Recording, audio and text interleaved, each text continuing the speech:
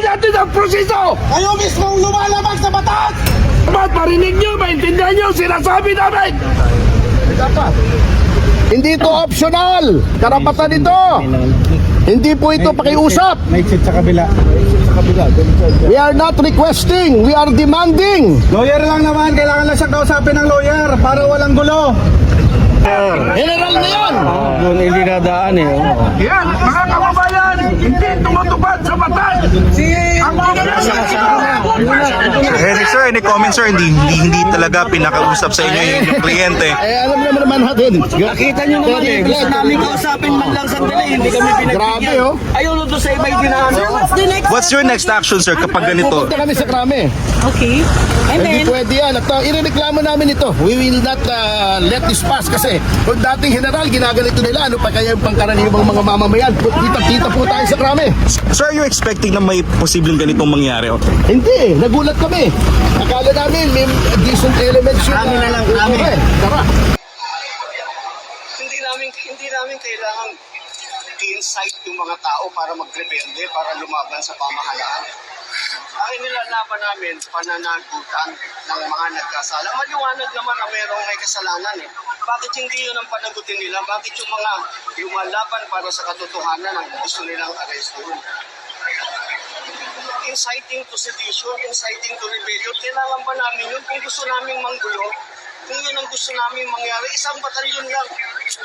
Hindi namin kailangan ng buong armed forces. And when we've done it, tignan natin kung saan papanig yung marami. Ganun lang yun eh, pero inciting to sedition, imposible yan. Officer ng Armed Forces of the Philippines, buong buhay niya, binigay niya para sa atin.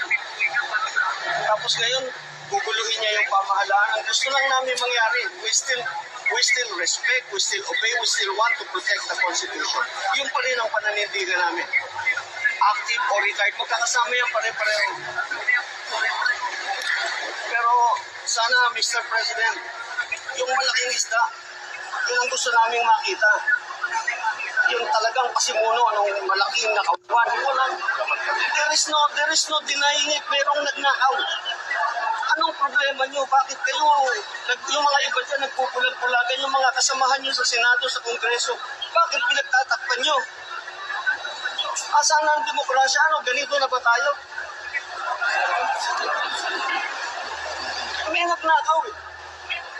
Merong hindi tumupad sa kanilang sinumpaan ng duty sa bayan, para sa taong bayan, para sa bayan. Kaya bakit hindi yun ang habulin? Bakit yung mga lumalaban para sa katarungan, para sa mga walang boses na namatayan dahil sa baha? Hindi yun makakibo, tahimik, inilalaban namin para magkaroon sila ng hustisya. Ang liliit na isla nung hinuhuli nyo eh. Gusto namin yung Blue Martin. O, diba? Blue Martin. Ano ba yung ano tawag? Blue Martin. Blue Martin. Hindi pala Blue Martin. Blue Martin pala. Joke lang po, joke lang.